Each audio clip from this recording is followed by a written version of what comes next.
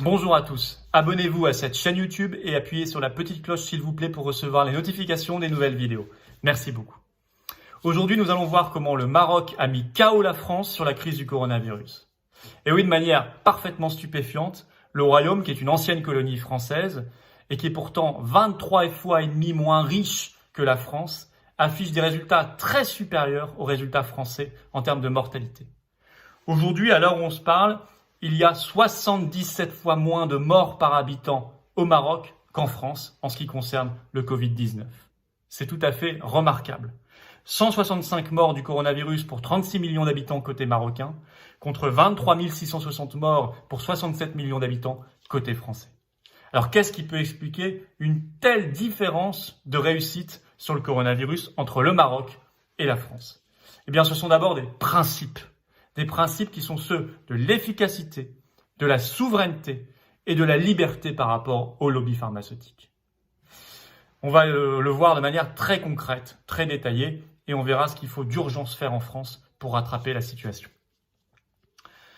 Principe, je vous le disais, d'anticipation, d'efficacité. Et oui, le premier cas de coronavirus au Maroc date du 2 mars dernier.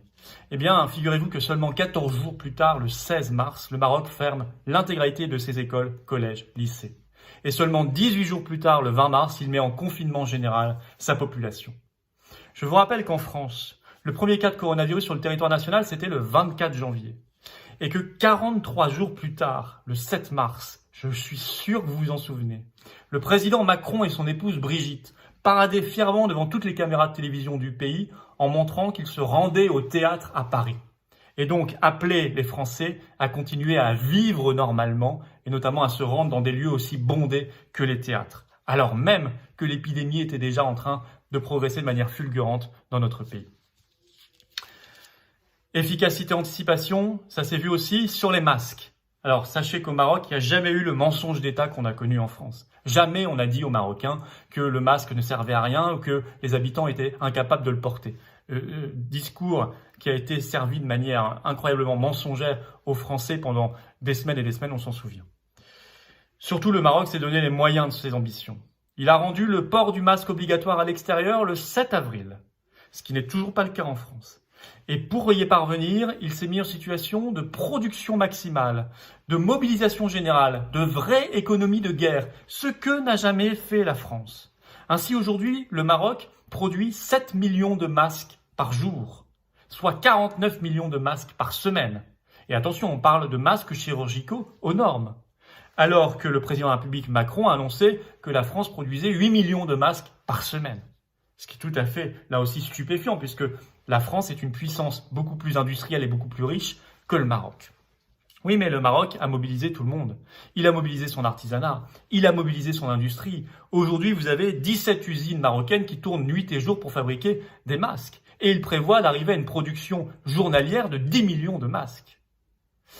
Dans le même temps, le Maroc a fait le choix de ne pas se fier simplement aux importations chinoises, ce qui a été la stratégie française et d'autres pays industrialisés. Ce qui fait que nous, aujourd'hui, on attend encore les fameux masques chinois qui n'arrivent pas. On a mis notre destin dans les mains de quelques gros conglomérats chinois, ce qui était une erreur. Il fallait se prendre en main, ce qu'a fait le Maroc. Ce qui fait qu'aujourd'hui, dans n'importe quelle épicerie marocaine, vous trouvez des masques à vendre, seulement 7 centimes d'euros l'unité.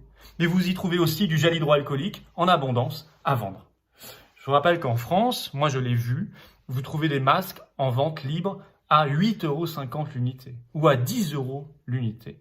Et vous avez une situation de pénurie beaucoup plus avancée que ce qu'on a connu au Maroc, puisque je vous le rappelle, le Maroc s'est donné les moyens de fournir des masques à l'ensemble de sa population et a pu rendre le port obligatoire dès le début du mois d'avril.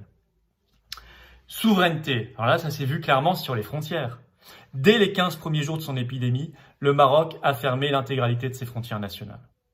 La France, je vous l'ai dit, ne l'a jamais fait, ne le fait toujours pas et n'a pas prévu de le faire pendant le déconfinement après le 11 mai.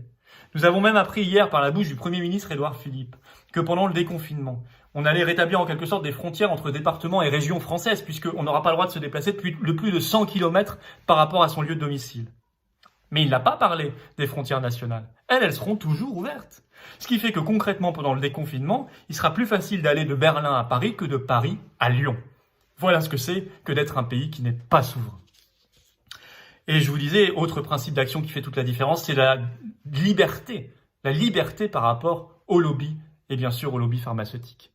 Mais oui, le Maroc a été le premier pays au monde à faire le choix du protocole Raoult, hydroxychloroquine, azithromycine. Dès le 23 mars, par une circulaire et par la réquisition de tous les stocks du pays de chloroquine et d'hydroxychloroquine, notamment les stocks de Sanofi. C'est un choix très différent du choix français. C'est un choix globalement très différent du choix des pays les plus riches, qui ont fait le choix unique des essais cliniques. Alors vous savez, les essais cliniques, c'est très propre du point de vue méthodologique, formidable. Mais le problème, c'est que ça produit des résultats plusieurs mois après. Et donc, pendant ce temps-là, eh bien, la bataille a eu lieu. Et la bataille a fait des dizaines de milliers de morts. Eh bien non, le Maroc a fait le choix de ce qu'on appelle la médecine observationnelle. C'est-à-dire partir de l'observation de ce qui marche. Faire avec les moyens du bord. Et notamment un médicament qu'on connaît bien, pas cher et peu dangereux.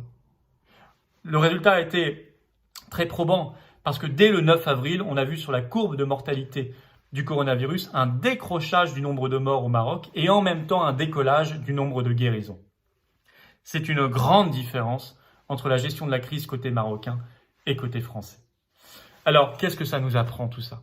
Ça nous apprend que ce n'est pas tant la richesse qui compte, puisque je vous l'ai dit, la richesse nationale française est 23,5 fois supérieure à la richesse nationale marocaine. Non. Ce qui compte, ce sont les principes de gouvernement et les principes d'action. Si vous avez l'anticipation, l'efficacité, la souveraineté et la liberté par rapport au lobby, alors vous avez des résultats très supérieurs aux pays qui sont dans le mensonge, qui sont dans la soumission et qui sont dans l'incapacité de se projeter dans l'avenir, comme ce fut le cas du gouvernement français et comme c'est malheureusement le cas de l'État français depuis qu'il n'est plus souverain, notamment à cause de l'Union européenne. Ces principes d'action que j'appelle principes de salut public, nous les défendons aux Patriotes, mouvement politique que je préside et que je vous invite vraiment à rejoindre. Le lien pour nous rejoindre est dans la description sous cette vidéo. Merci beaucoup.